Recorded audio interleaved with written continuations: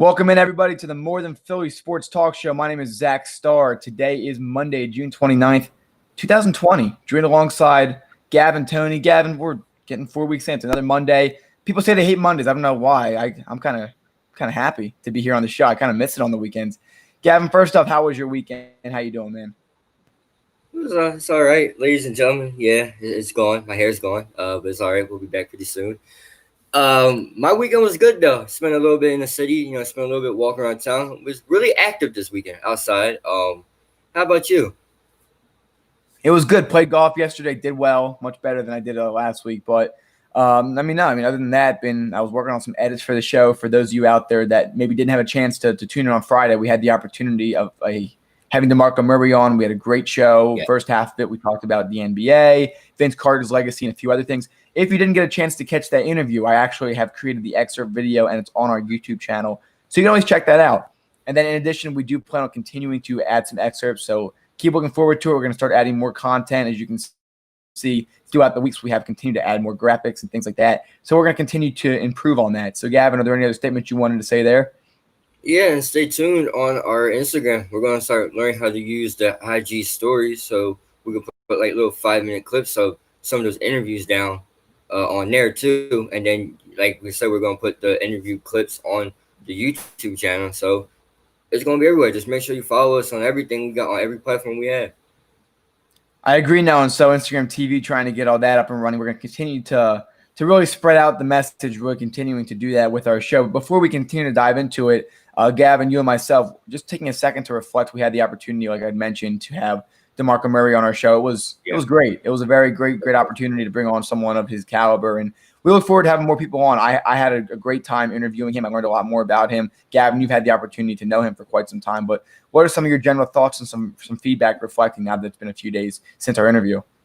Well, it's been great. I got a chance to talk to him, a little bit after that. I thanked him for coming on, and we're, hopefully, from because it went well. We're both hope we can get him back, and maybe he can bring some friends along with him. I know we discussed some other people around his circle that we can possibly bring in. So we're exploring all options. I know we're looking into other options as well, people to bring in. But the interview was fantastic. I enjoyed it. I felt like it was a great opportunity for us, on multiple ways to work, under pressure. For those that did not know, we we were doing a lot of looking around behind the scenes. So those that thought we don't pay attention, we were trying to make sure that everything was, going to work. Everything was going to, fall through in perfect place. So it was also a great experience, to finally to learn how to work around someone that has a great stature and to work under pressure too, and just keep it going. It's a great opportunity. I agree with you. And anyone that is aspiring in either sports talk or anything for that matter involving constant relying on other people or doing things around other schedules, it's a great learning experience. And for our viewers who have been here from the beginning or even are just tuning in now, it's a great opportunity to learn before your eyes what we're able to do as a team. And that's our goal as we continue to progress through the show.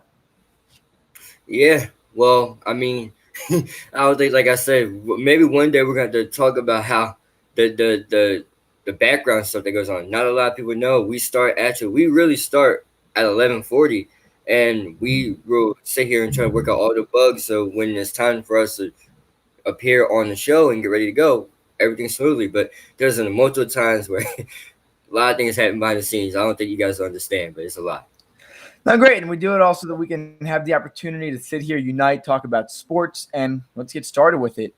Gavin, I imagine you're super excited about this. We really haven't had the opportunity to speak about it, just the two of us yet. So I'm excited to get your thoughts. It happened. What happened? Cam Newton, the former MVP from 5 years ago when DeMarco Murray was an Eagle, just to put that reference in time. Cam Newton signed with the New England Patriots. Gavin, I'll start with you. I'm sure you're excited. Let's get some of your thoughts and see what really this could mean for New England and a guy like Jarrett Stidham, Bill Belichick, and the future of the Patriots dynasty.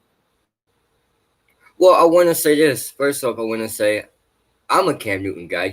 I always felt that Cam Newton got, I don't want to say the word, or I don't know the correct word. So I'm going to just come to tell you what I think. I feel like Cam Newton got screwed over. they released them basically when every team had a plan. They either going to go to the draft and get a quarterback, or they're going to sign somebody. So we got to take that into account that no one was really looking for Cam Newton at the time. I think the Patriots knew they wanted Cam Newton all along, and they were going to wait because in the beginning his asking price was a lot. I think at the start, I think we were talking maybe like 80 million. That was a lot.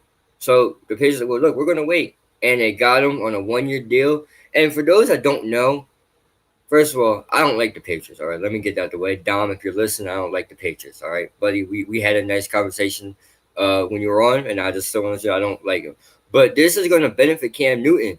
This is going to benefit Cam Newton in so many ways. For a guy that takes a lot of hits who didn't really have a lot around him, the Patriots have a good offensive line around him. Cam Newton should not be taking as many hits. And hello, we got arguably, in my opinion, the best coach of all time. Some may say otherwise, but Zach, we can fight over this another day. But in my opinion, this is a really great move for the Patriots and Cam Newton. I think Cam Newton is going to thrive in the system. I'm not going to say they're going to top the AFC. You know, they're going to be a serious contender. But once again, the New England Patriots, when you thought they're out, they're not out. They're right back in it. I still think they're behind Baltimore and the Chiefs, because obviously they're the top two best teams in the AFC record-wise. I know arguably it's the Tennessee Titans and the Chiefs, because that was the last two teams in the AFC standing. But when it comes to this scenario right here, they're right back on it. And I think the system, I think Bill Belichick is going to make a whole new system regarding Cam. It's going to keep Cam in the pocket, but it's also going to let Cam do Cam things. I agree. And so, I mean, Bill, who usually handles the defensive side, but I mean, you're right. His system has been really for Tom Brady over the years. It's going to help to have a little bit of a mobile quarterback behind an O-line that is getting old and up there.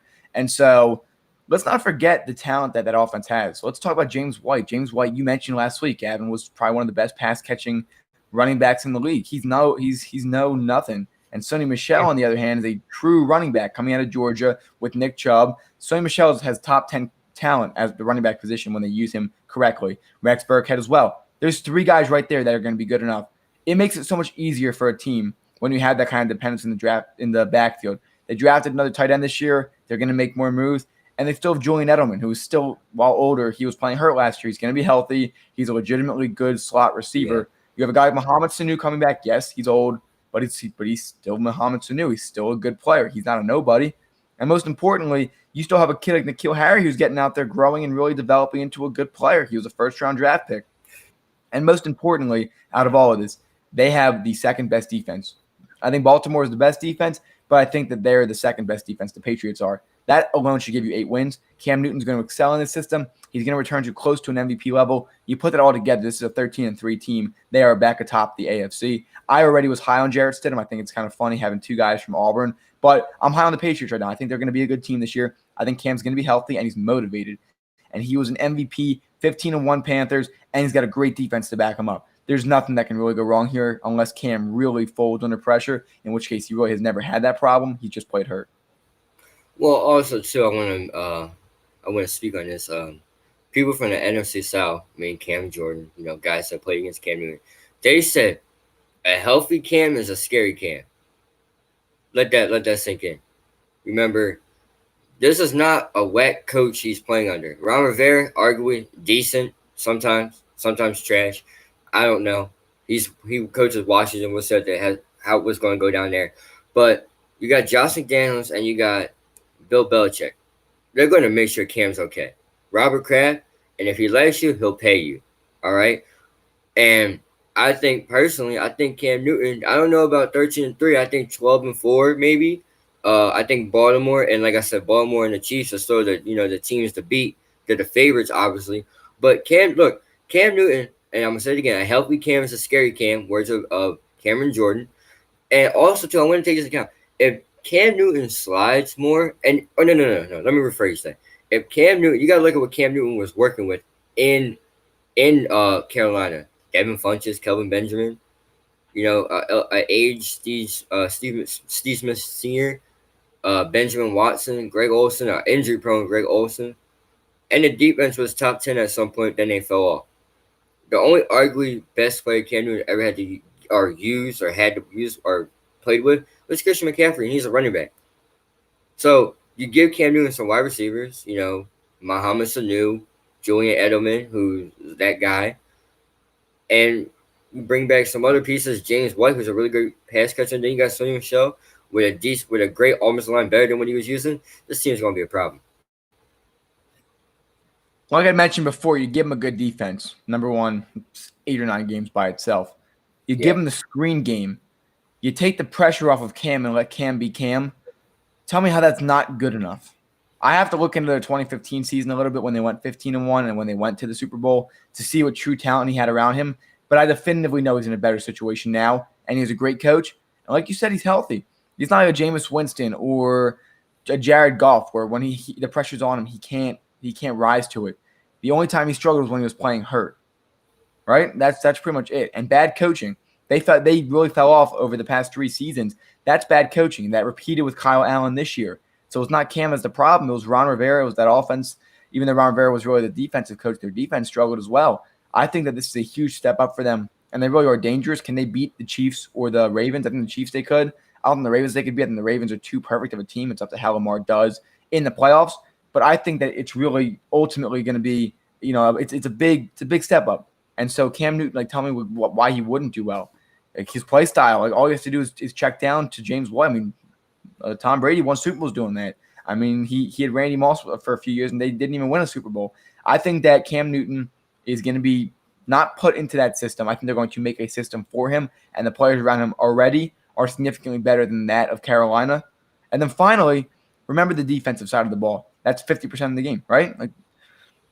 His record's not all that it is. There's a reason that his record had struggled because of some of the defensive downplay that they had. I mean, you had Luke Kuechly there, obviously, but I think that he's in a great situation right now and a great situation to win. The pressure's taken off of him. All he's got to do is make a few big throws a game. Well, I mean, yeah.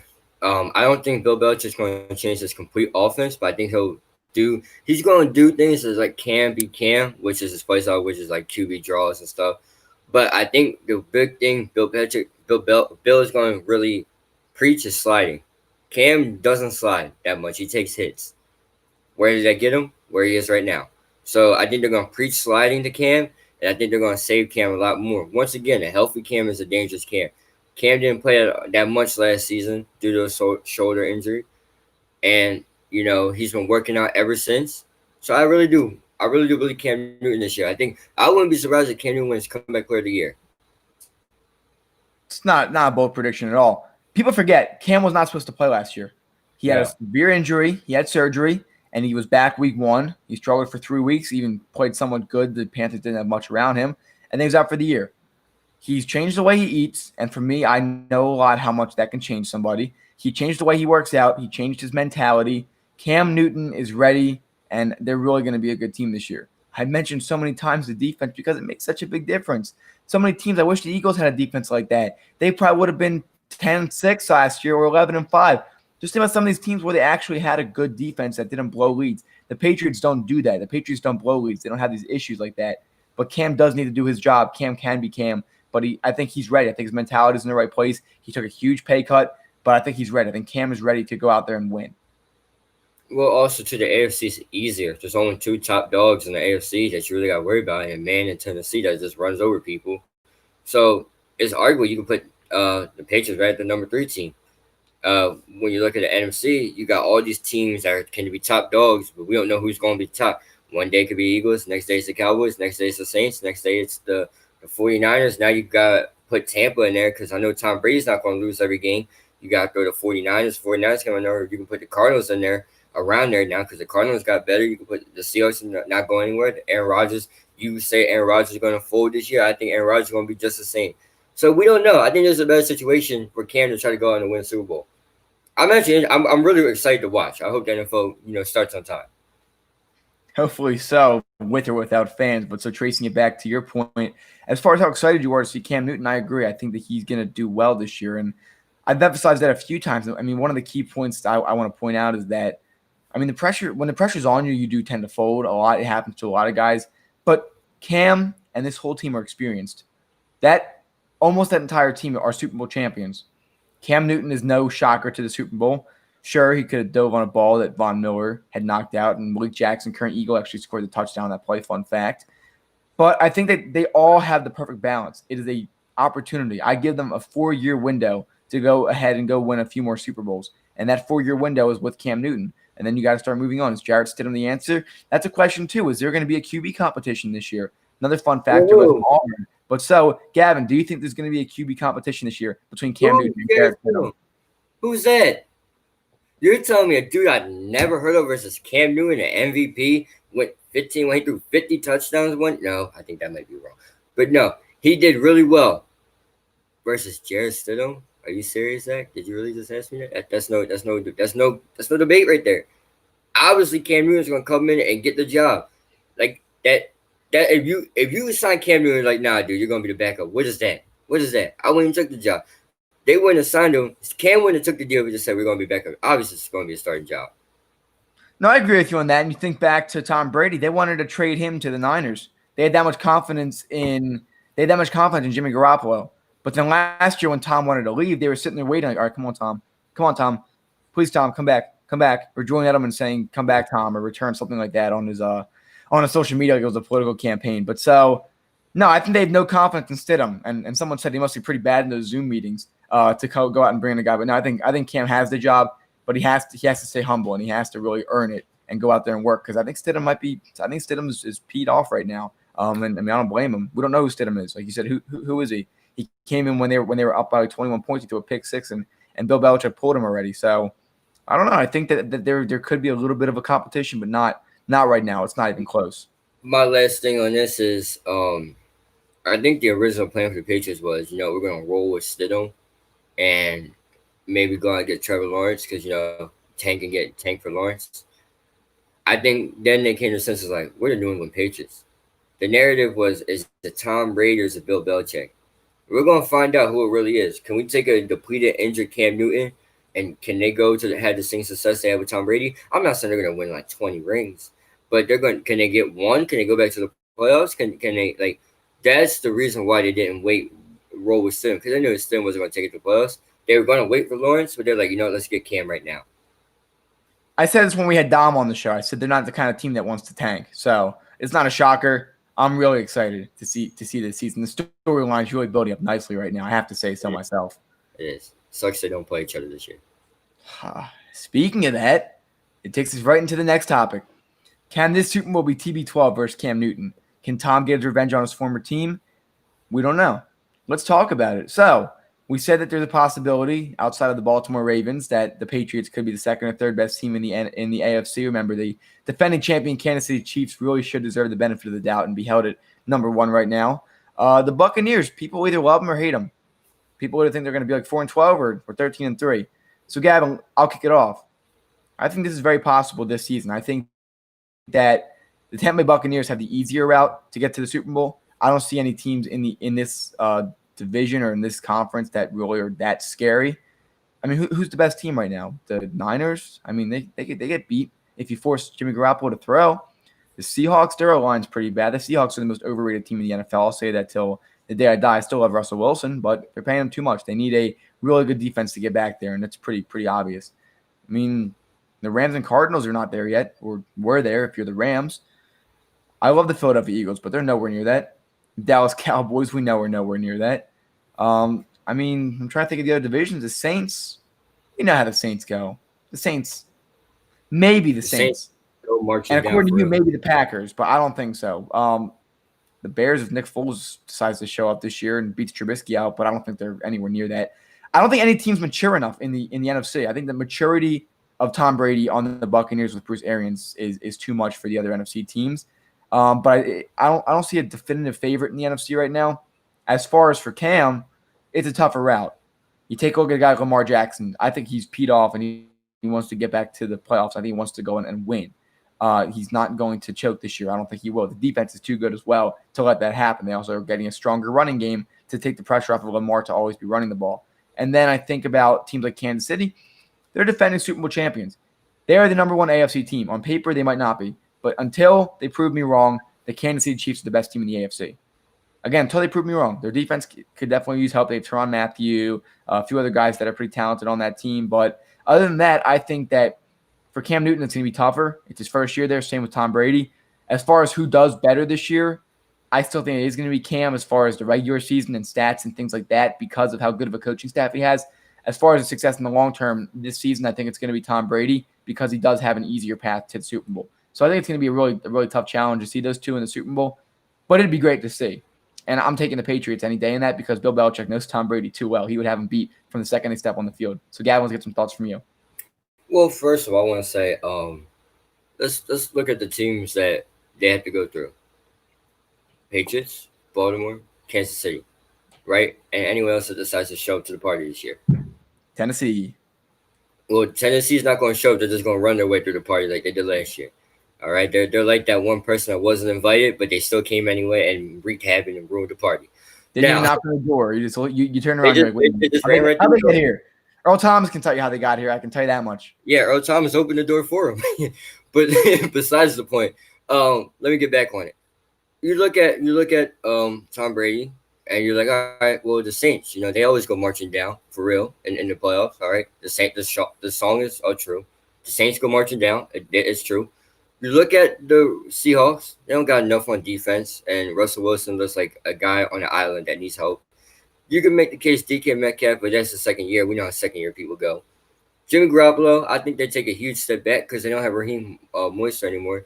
Tevin Coleman still there, but after a while, people started to realize Jimmy Garoppolo can't throw the ball every game. You lose Emmanuel Sanders.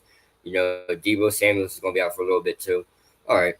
Kyler Murray, I spoke high. I don't think they're instantly a Super Bowl team.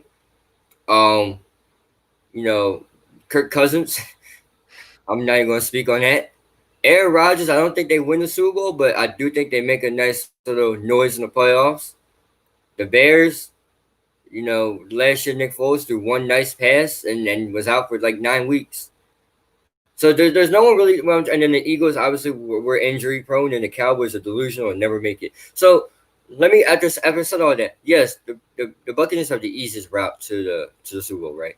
I don't think the Patriots have an easy route because you still got to go through Baltimore, who looks even more complete. The Chiefs brought back everybody, and like I said, anyone wants to show up to the party. So would it nice to see this? Yeah, it would. Cam versus TV12, but it's more Tom Brady versus the Pats. The storyline, is nice, but it doesn't really ruin Cam's favor. If it was the Panthers versus the Pats, then the storyline will be a little bit more hype because it revolves on Cam Newton. The storyline is one-sided. I don't think it happens. I think the AFC has a little bit more flavor than other teams. And remember, Tom Brady faced that same defense that the Patriots had last year. They go to Maryland. They go against Lamar Jackson. Lamar plays with them. Lamar beats them. Okay, that defense that added on, which they got Calais Campbell, and they got somebody, and they've got Patrick Queen, a middle linebacker who is a bona fide stud. You add him too. They just got better. Okay, and that's the same Patriots defense. The Chiefs came multiple times on beating the Patriots, right? And then also too, last year you gotta remember that same Patriots defense. Derrick Henry once again showed up to the party uninvited and said, "You know what? I'm here now. I'm gonna make my presence known." And he ran right through him. Did the same thing to Baltimore, and the Chiefs like, "Nah, dude, you're not coming to this party." So my question for you is, do you really believe in this Patriots defense? There's been times where they folded. There's I remember they cheated against the winless Bengals, and they were getting destroyed by halftime. So I don't know. I don't believe this Patriots defense that much. I believe in Stephon Gilmore, but everybody else sometimes is suspect to me. They got to work on the front four. That's pretty prevalent. I think they'll figure it out as far as that's concerned. But you're right. There are some concerns. The Texans they lost to last year. A couple other teams, but now it's the offense. I think the offense does their job and the defense stays motivated, and they're going to be okay. They were insane against the bad teams last year. They were mediocre against the good teams. So you're right. I definitely don't think Cam Newton and the Patriots are going to get to the Super Bowl this year. I think they could get there. Like we mentioned before, Tom Brady and the Buccaneers have a better opportunity to get there. But just tracing back, can we just acknowledge how great of a front office the Baltimore Ravens are? To be the favorite last year because of your offense, and then to make your defense, which was the best defense the year before, and then last year was the third best defense, to potentially be the best defense again. Can we just give them a round of applause for how they how they run their front office, and players aren't getting excited to get out of there and be like, oh, I hate the city, like Darius Slay was to Detroit. How does Baltimore do that? I mean, it's great for them. They got a great linebacker from out of LSU in the first round. It amazes me. And so if they don't win a Super Bowl this year, I'll be very disappointed. But they're built really well for this future, and they really should be the next dynasty. It comes down to Lamar and all that. But the reason I bring that up is because it's just too tough. The AFC is just too tough for the Patriots to get there this year. But next year or 2 years, it wouldn't shock me if they get back there. I don't know. Who do you think's gonna win a Super Bowl first? Tom Brady with the Bucs or Cam Newton with the Patriots? Tom Brady and the Bucs. Look, Tom Brady has more weapons around him. What was the argument last year? He didn't have nobody to really throw to, and you can't win the playoffs in the run game. Well, Derrick Henry disagrees, but still, and Lamar Jackson. But I will say this though, you got Chris Godwin, you got Mike Evans, you got OJ Howard, who's a tall tight end with Rob Gronkowski, who took a year off. He hasn't gotten hit in a year, so that's a lot to say. You also have the running backs aren't the worst, but they're not the best, but they're good enough. The defense, you had a guy that led the league in sacks last year. You got Ndamukong Suh, I think, still there. I think, yeah. The secondary isn't the worst. All right, and remember, Bruce Arians is your head coach. Bruce Arians took a trash Carson Palmer, right? A trash Carson Palmer against a Seahawks team and went to the playoffs multiple times. You remember the miracle versus the Green Bay Packers where Larry Fitzgerald turned back the clock and won. So I will say this, that I would take that team versus the Patriots team any day because just who would they have around? The offense on the Patriots side is a little suspect, but you can't go against the great Josh McDaniels and Bill Belichick. But also Bruce Arians is a defensive mind coach too with Todd Bowles. And you got a guy like Tom Brady who's, even though he's aged, but he's not dumb. All right, he knows what he's doing. He may look beatable last year, but they still went to the playoffs. Derrick Henry happened, but still, he still went. He didn't have nobody, but he still went. So I think I take the Buccaneers. So here's my next question for you. What do the Patriots need to become a legitimate contender and maybe become a favorite this year? What are they missing? I think they're just missing a true wide receiver. And they've always been missing a true wide receiver since Julian Edelman. Like, Julian Edelman is not the true number one guy. You can make the case saying that, well, they don't need one because they got guys to spread the ball around. But sometimes at the end of the day, you need like your Julio Jones, you need your DeAndre Hopkins, you need like your Amari Coopers. You need those guys because they draw the number one corner to him, and then the number twos will sometimes could be number threes because they play like number threes. The only time a number two was good was AJ Bouye and the Jaguars. They had 1 and 2. So I look at the Patriots and I'm like, well, that's been Cam Newton's kryptonite. He never had anyone to throw to. You can make the case like Devin Funchess, but Devin Funchess was hot and cold, more cold than hot.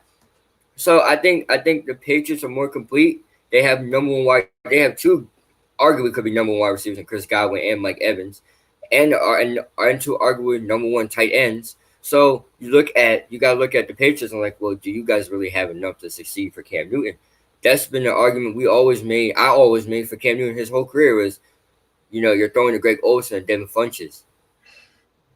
No disrespect, but Greg Olsen, you're like a skeleton. If I poke you, you're gonna fall apart. Like that's what it's always been. So let me ask you this: what's more important than Cam Newton, running or throwing for you? It's throwing because you're gonna have to be able to fit in this system. You already have a good run game, but he's gonna have to be able to throw. You can't throw to James White every time. You can't. Now, what if they had a prime Randy Moss? Are they your favorites in the AFC? Are you telling me I got a bet against Randy Moss? That's crazy. Randy Moss caught everything. That's why Randy Moss is arguably my favorite best wide receiver of all time. And everybody, Jerry Rice? You know what? See, that's the thing. I love Jerry, but I remember more of Randy Moss's highlights. The Moss. That's cool. Jerry Rice has the one arm catch, out in front. Yeah. But Randy Moss is Randy Moss, man. I can't bet him. He retired and automatically became a first-ballot Hall of Fame on his first try. Who does that? Nobody. It takes people a lot of tries to get in. So Randy Moss, I'm never betting against Randy Moss. Crazy. Yeah, no, and just to make a quick note before we continue, because I know this would stir up the pot a little bit, but Because you're mentioning that you saw him, you got to watch his highlights during his time. You didn't get to watch really Jerry Rice. You can't make that argument for the Michael Jordan LeBron debate. You never got to see MJ play, and Well, you're I not could the make the one that you get to watch live. I can make the argument. We just watched the documentary. It was 10 parts. That's the only thing we had. You watch anything on Jerry Rice? Where's the Jerry Rice highlights at? But Michael Jordan has more memorable moments. Dude, don't get me started on a Monday about this. Michael Jordan has more memorable moments. Look, and Jerry Rice's memorable moments. Not Jerry Rice. Randy Moss. Randy Moss took on Reeves Island. At the time, Reeves Island was a thing, and no one wanted to go there because as soon as Reeves was on the other side, you already knew you were in for a long day because you wasn't going to do nothing. Randy Moss was like, all right, Reeves, bet. Let's do it. I know. Thank you, comment. I know Rice is way better, but I'm not going against Randy Moss. There's something about Randy Moss I love. Now, no disrespect to Jerry Rice. I like them both, but like if you were to say give me prime Randy Moss versus prime Jerry Rice, I think I'd go with Randy Moss. Just me personally. Yeah, we'll see what happens. Obviously he's out of the league now, but bottom line, Patriots need a number one wide receiver. Maybe they should have went out and gotten DeAndre Hopkins when he was on the market, but we know the Patriots, they're not really known to go out and make those kind of moves. But as we did start to talk about basketball, while yes, it was the GOAT debate, which we've had many times on the show and still find a way to keep it entertaining, we're going to keep to the modern day NBA, talking about the defending champs. We talked about this a few weeks ago, but instead of just saying, can they really repeat, is how far can they go? How far do you see the Raptors going, Gavin? Well, I just want to bring something in. Philly, I know you're not here today, but I'm gonna take over for a second. The Lakers are expected to sign Jared Smith before Tuesday, so we already knew that wasn't going to be a surprise once Avery Bradley was out. So back to the question. No, they're not going back to back. The reason why they won the first one was the guy at LA that's waiting, and Kawhi Leonard was a big part to their team. Don't get it twisted. All right. Kawhi Leonard took on, Giannis in the playoffs. He defended guys. But Kawhi Leonard's also a game changer, too. He's a mid-range sniper. He just gets his shot wherever. The reason why I also don't believe in the Raptors going back-to-back is because people like Kyle Lowry go missing in the playoffs. Fred VanVleet is hot and cold. I don't think Pascal Siakam is going to get the hardest defender on the team now because he's the guy. Marc Gasol, same thing, hot and cold. I do like Nick Nurse, so I think Nick Nurse isn't going to let them go down without a fight. I think Masai Ujiri built this team perfectly, but I still think, now that Kawhi is gone, no one expected this team to be where they were, right? Did you expect them to be as high as they are this year? I didn't. I thought they were going to be lows behind, like anything under 5 and under. No, when we did predictions early in the year, and there's somewhere in my notes, I have to pull them up so we can compare them at the end of the year. I had them as my 7 seed. They need a dominant small forward that has playoff experience. I don't know if they can find that right now, but they have like OG Anunoby, who is currently serving that position. It's not what they need. Lowry's, you lost Danny Green as well, but Kyle Lowry's still there. You have the heart of a champion. So I don't want to count them out, but there are just too many teams better than them, even though they are the 2 seed. But it won't shock me if they get to the Eastern Conference Finals. You're gonna hear that from me first. I think there's a chance if they have an easy route, to meet the Bucks in the Eastern Conference Finals, and I think the Bucks in like 5 or 6 games. But it won't shock me if they can't find a way to get through some of them. Fred VanVleet was quite clutch last year late in the playoffs. Well, I'm trying to pull up my one note I have on Kyle Lowry, and if I can't find it, I'm gonna explain it, and I cannot find it. So basically, there was a guy on the internet trolling Kyle Lowry. He said Kyle Lowry has 6 points. That's 3 buckets. Okay, you can't win a playoff game with 6 points. We told Ben Simmons that. Remember when Ben Simmons got shut out by Boston? And we were like, Ben, where you at? You can't. And look what happened. They got bounced by Boston. Kyle Lowry goes missing every time in the playoffs. When LeBron, remember they always said, LeBron is their kryptonite. It's true. DeMar DeRozan like a one-man army out there versus LeBron. I don't care what they had. Like, Masai Ujiri looked at him like, this ain't it. He knew in order to win, he needed to get someone that was going to be dominant, like a game changer. There's only a few game changers in the NBA. Joel Embiid, game changer. Giannis, game changer. Kawhi, game changer. LeBron, so on and so forth. AD, game changers. They got 2 of them. That's unfair. Same thing with Paul George. Old Paul George, I may say. New one is not really that much of a game changer anymore. But if you look at this team on paper and you look at them on the playoffs, you're like, okay, well, Pascal Siakam, he had a big time last year. Remember, Kawhi Leonard was getting all the good defenders last year. And he was still doing Kawhi things. Pascal Siakam, you're now, I want to say, the guy. All right? Everybody looks at you now for answers. Can Pascal even carry them to a 6 or 7 game series? Can he even win? I do believe. I think they might get bounced out in the first round. That's how I'm believing much. I like Nick Nurse. I like what he did there. I like Masai Ujiri and how you built the team. But those guys are so hot and cold and inconsistent. It's crazy. It's crazy how they're built. It's crazy. I feel like even though Kawhi Leonard only played it felt like 15 games during the season because his load management was just kind of bogus.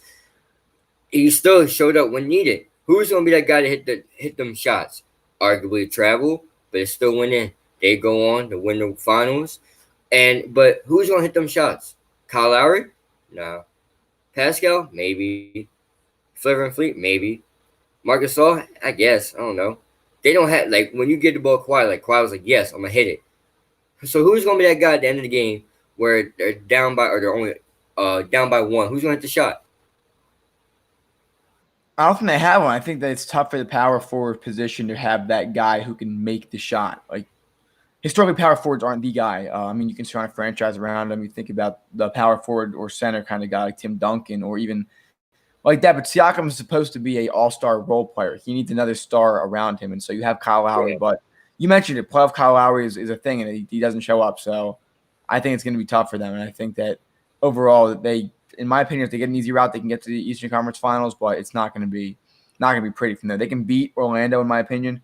They can beat the Pacers, I think, in my opinion, believe it or not, even though they are sitting at the 5 seed. And I think they can beat the Brooklyn Nets, who they would currently play in the first round. So those are my thoughts on it, and that's what I think as far as they can go. But, I mean, Gavin, anything else on that? I mean, it's obvious what they're missing. They need a ball-dominant, experienced small forward. Well, yeah, that's what the league's going on to nowadays. It's about having a 1 and 2. Batman and Superman. That's what the league is going to. In Brooklyn, they're going to have a really good one next year, and I'm excited to see. LA, both LA teams got good ones. I found the Kyle Lowry video. It was 7 points. It's 3 buckets. I could give someone 7 points.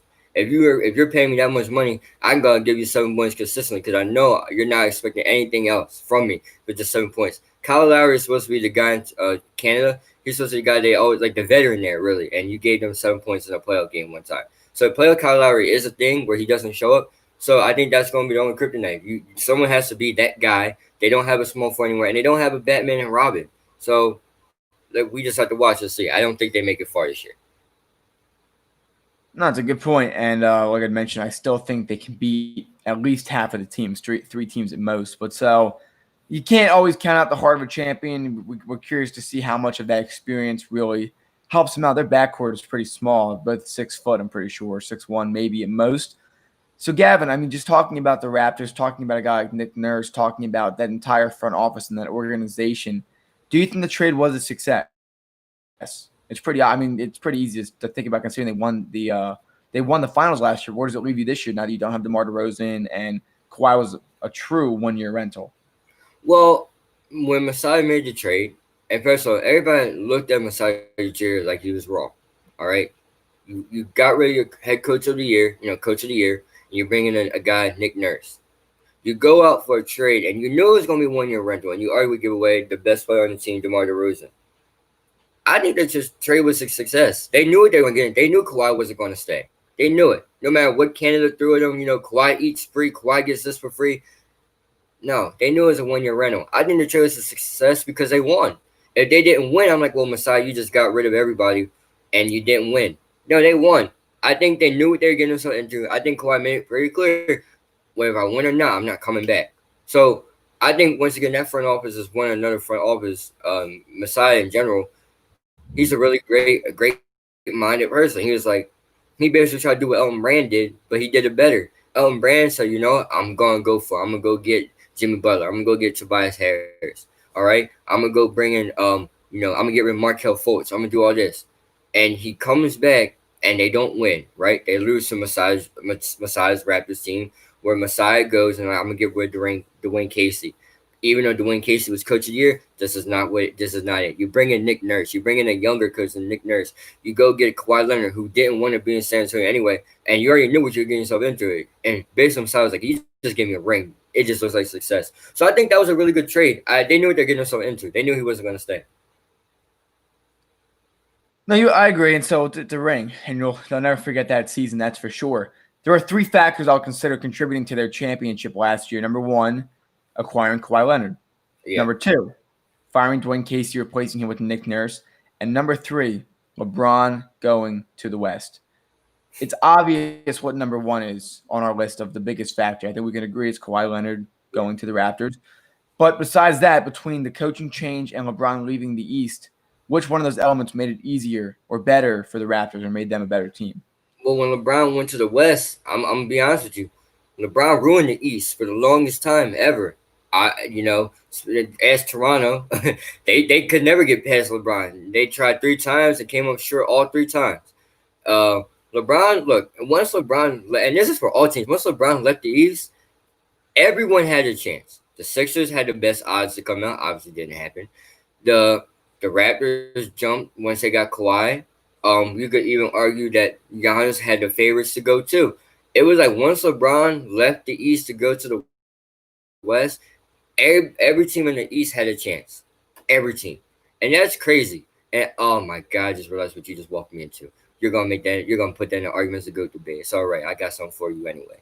But still, I just think once he left, it would make it easier. You could make the argument say, well, if you keep Dwayne Casey, I think, and you get Kawhi, I think the same thing happens. But I think LeBron was the biggest factor, but second biggest factor than Dwayne Casey. They were the 1 seed 2 years ago when they got swept by LeBron and the Cavs with DeMar DeRozan, with Dwayne Casey the year he won Coach of the Year. How do you think that team would have done last year without LeBron in the East? With DeMar DeRozan? With DeMar DeRozan and with Dwayne Casey. See, I don't know. I don't know if they win. Went to the finals? I don't think they go all the way to the finals. I think they make it to the conference finally. Something they couldn't go to. I think they make it there. I don't think they go to the finals. I think Giannis and the Bucks were better at that time and defeat him. I think also Boston was a tough team that year too. Remember, LeBron went through Boston, Toronto, which was arguably an easy one, and he went through the Pacers. What people don't remember, a Pacers team without Victor Oladipo took him to 7 games. 7 games, ladies and gentlemen, 7 games. So, having said all that, I don't think they still win, even with those guys. I do believe in the change, but they don't get swept in the playoffs. They go to the conference finals to lose to, let's say, a so-called Boston or a so-called Milwaukee. I think that's what they get bounced out of right there. So you think that team does beat the Sixers last year? You think that team with DeMar DeRozan beats the 76ers last year? No. So you'd have them probably in the semifinals then?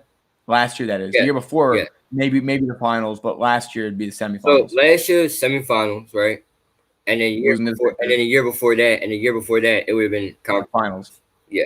Yep. Because that's when they went to 7 games with Boston. Yeah. Without Kyrie Irving, must I mention, because we don't know about Kyrie Irving in that Boston Celtics team. Terry Rozier's now in Charlotte with MJ's team. So maybe the MJ could be the good on the court, but maybe not the best at being an owner. We'll see if LeBron can paid Kemba. Can beat him in that category at least. Don't start. Should have paid Kemba. Should have paid him. Should have traded him, in my opinion. Last year, they should have traded him and gotten something for it. Did you hear the possible rumor that they didn't trade him because they wanted him to be playing on his home court for the All-Star game? Did that rumor ever come up to you? No. That's what I heard last year, which kind of crazy if you ask me, but we'll break it down more. We'll talk about Charlotte. We've talked about a few different dumpster fires on this team. We're not going to get started with the Knicks today. I know Gavin has a lot of opinions on that, but we have 2 more topics today. Very interesting as well. The Battle of LA. The King versus the Claw. Gavin, you can go first. Who do you want, or who do you take in series, I should say, and maybe if they can get to the finals, depending on where they meet. Look, I love AD, right? LeBron, LeBron fans make me don't like LeBron. I can't ignore what those two have done together, right? Look at the pieces around them, right? Look at the pieces around. Who else do they have outside of LeBron and AD? If they get J.R. Smith, if this report is true, you can say, all right, J.R. Smith, but you remember J.R. Smith doesn't know what's happening in the middle of a game. Kyle Kuzma is straight garbage this year. Rajon Rondo does his job, which is pass the ball. Give me the Claw, and here's why. Outside of him, it's Paul George. You got Lou Will coming off the bench, the best sixth man of all time. He can give you 40. Pat Bev, they're a great defensive team. Montez Harrell, Landry Shaman, who can shoot threes, who I argue wasn't part of that Tobias Harris trade. Ivan Zubac, which I don't really care too much for him, but Zubac. You got Doc Rivers there, who's a great coach. He was part of the Boston team when they won the finals. You also got what's his name?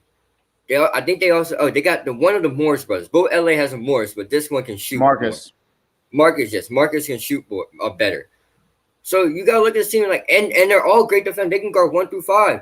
Kawhi could take a power forward and a small forward. Paul George could take a guard and a small forward. Montez Harrell, great on centers. Marcus Moore could take a power forward. They match up anywhere. Pat Bev, he's annoying. He guarded Kevin Durant last year. He did a great job. I don't know where else. The pieces around these brothers are great. I think the Clippers were always the best team, even though the record didn't show at the moment. They're behind the Lakers. But on paper, everyone around them, they were the best team.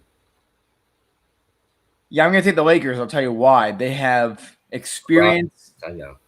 No, not just LeBron. I'll tell you, I can give you every reason outside of LeBron. Let's see how many reasons I can get.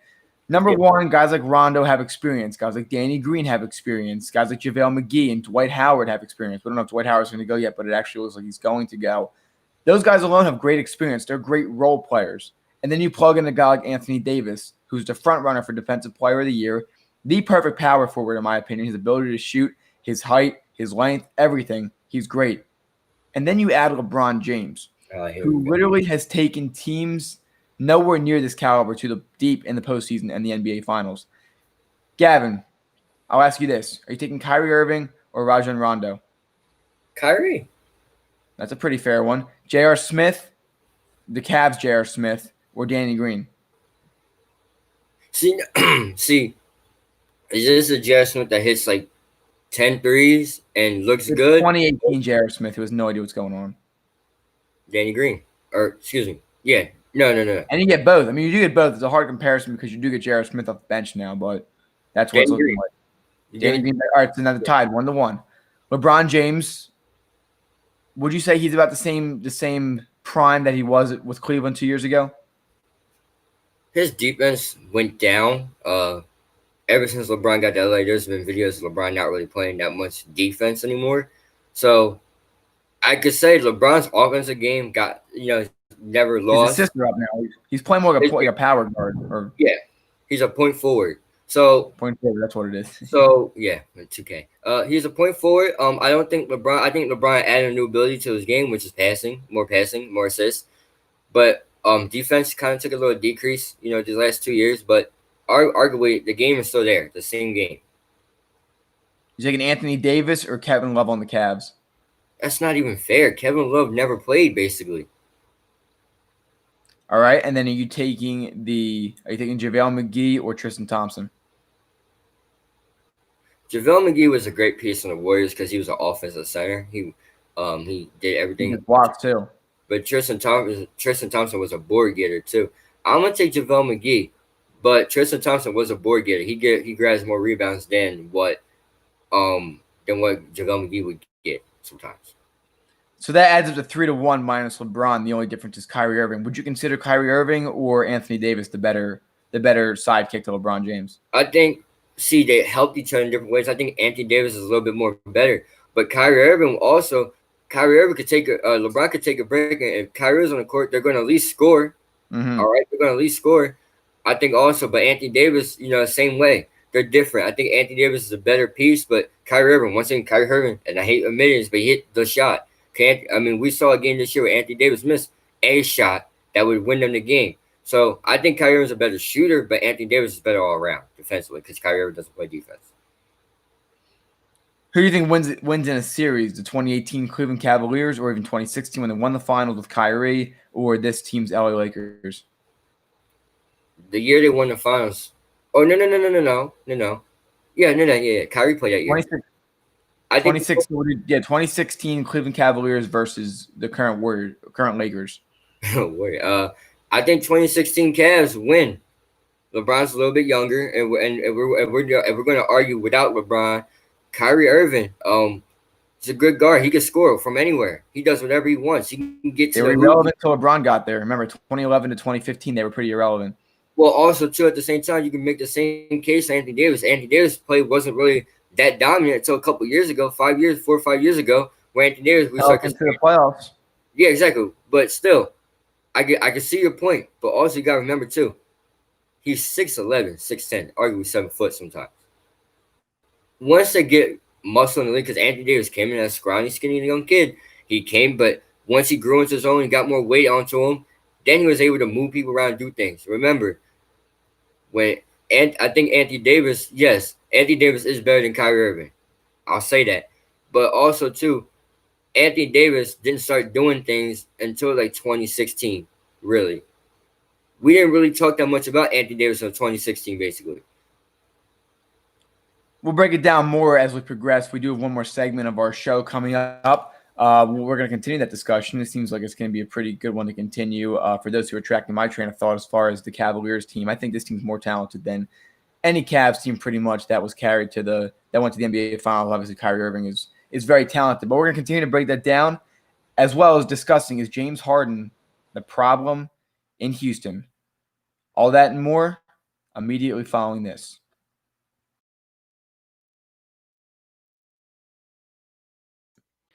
Would you like to know how you can support the More Than Philly Sports Talk Show? If so, head down to the comments on our YouTube channel. You will see 2 links there. The first is our Teespring, where you can see a wide variety of apparel products, including our signature product, the More Than Philly Sports Talk Show sweatshirts, offered in a variety of different colors, including gray, navy blue, and more.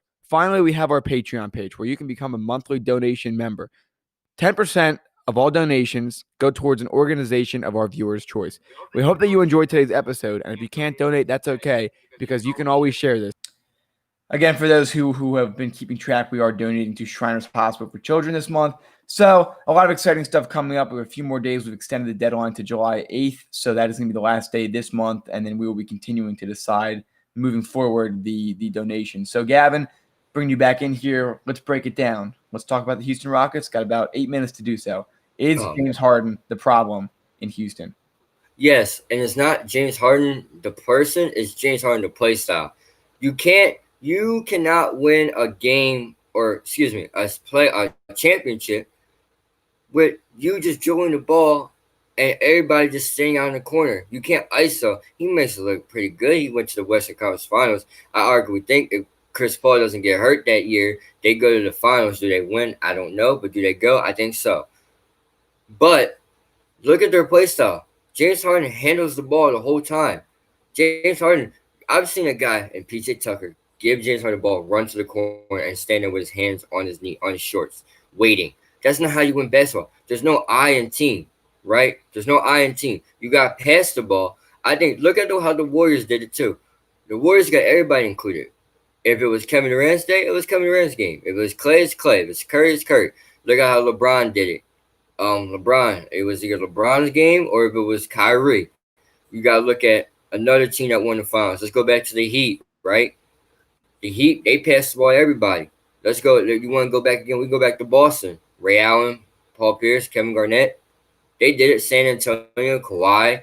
Those guys all implement each other. James Harden, he's playing ISO basketball. He's 1v5ing out there. They bring in Russell Westbrook, another ball-dominant person who worked together before at OKC before James Harden became the face. Arguably, some say the face of the NBA, but he's the face of Houston. So my question for you is that you look at this team. They do the same thing every year. They get knocked out in the second round or third round, right? So why, if you know the play style that James Harden is running is not working, why don't you try to change it? I think they've just gotten unlucky. I don't think it is James Harden. I think he's a very talented player. His defensive skills have been better than people give him credit for in reality, just looking at some of his stats, steals, blocks, deflections, a few other elements that actually do identify his defensive output. I think that his team around him has been mediocre to good. Chris Paul obviously is a very good player and unfortunately got hurt. Russell Westbrook this year as well. Clint Capella was not really that guy they needed, and they've been starting to do small ball, and now they're doing a lot better. Something happened to them that happened to LeBron. They ran into a dynasty. They ran into a team like Golden State who literally needed 3 All-Stars or 4 All-Stars to beat LeBron James, And unfortunately, James Harden got caught up in all that. I think it was unfair for him. I think that for James Harden, it's not about what he failed to do. Went to Game 7 with a team that, what year was that? That was with Kevin Durant, right? When they went to Game 7. Yes.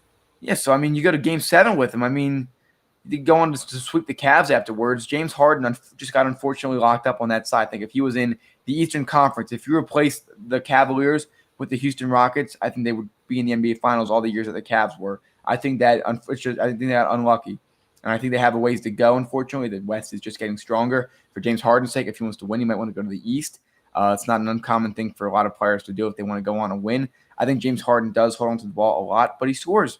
He's productive. He's a productive player. He has to learn to share the ball a little bit more. I think bringing in Russell Westbrook was a step in the right direction, but he just got caught up in a dynasty, as I like to call it. It's unfortunate, but that's part of your career. For the for the reason why they went small ball is so Russell Westbrook can drive to the paint a little bit easier. You got Clint Capella standing in your way. It's not that easy to drive in the way. Steven Adams was able to stand out the way, so Russell Westbrook could do his thing. I want to say this though, their play style is not going to win them a championship. They got to play more together. You know, you want to see James Harden pass more. Which arguably people say, well, James Harden used to average a triple-double and this. And okay, that's cool. But there's only a very select few people that can win championships by doing themselves. Kobe Bryant. Well, arguably Kobe Bryant didn't really do it himself. I know. I can see your face. He had, okay, relax, buddy. He did it. But LeBron James, you know, he went, you know, you want to talk about 2015. He didn't have nobody, right? You lose in 6, you come back, you get Kyrie, you know, you go down 3-1. Numbers that haunt me to this day, and you come back to win 4-3. But look, I also want to say this too, but what was the difference in that series, the 3-1 series, right? Who started heating up? Kyrie got heated. Kevin Love got heated. Arguably a suspension that wasn't really game. It was team ball, exactly. You know, Miami, same way, team ball. San Antonio, team ball. These guys don't play team ball. It's get the ball to. It's like what Doug Collins said: get the ball to Michael and move out the way. All right, Michael Jordan was a special. I'm not saying James Harden is like Michael Jordan because that's not what I'm saying right here. I promise y'all that. I'm trying to also say that James Harden, the way how you play, brother, is not going to win you a championship. You got Russell Westbrook. Okay, Russell Westbrook's more of a team player. He gets everybody involved. He just didn't have nobody with him when he went on that historical run.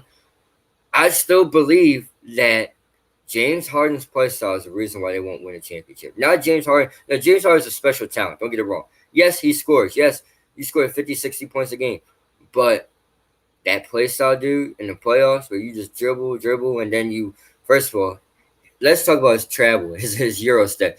He doesn't travel. He takes a journey. He goes from one side of the country to the other side. That's how long his travel is. But I think it's the play style, man. I mean, I like James Harden. He's a great talent. I wish he was like that back in Oklahoma City because not a lot of people remember. They did go to the finals, but they lost. But when you look at how they play, it's just not good. It's not good enough. So I got 2 questions for you. The first one is who could replace James Harden on the Rockets where they could actually have success? Nobody. So they're kind of just done where they are. You know why? No one can. You can't add somebody to a play.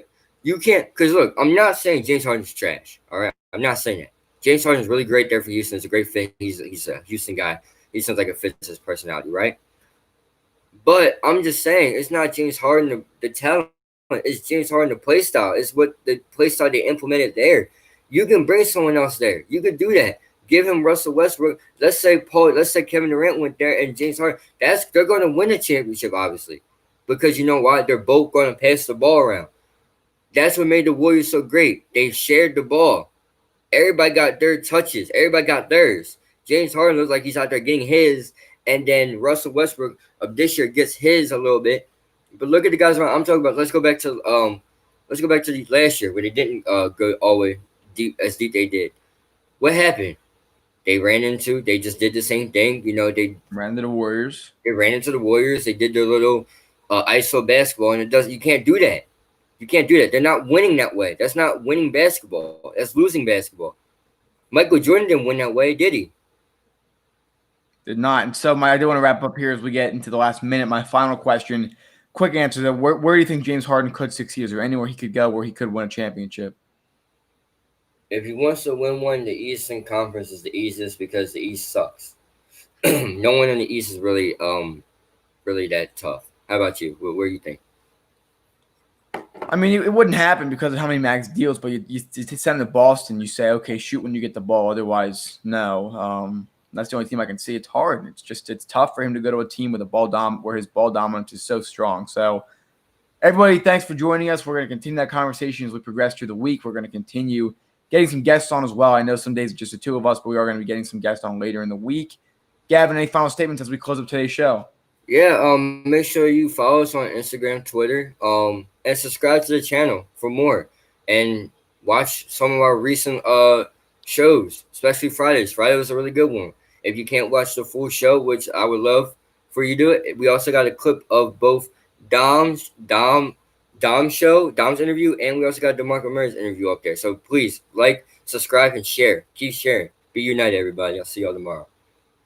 Great message there. Thank you.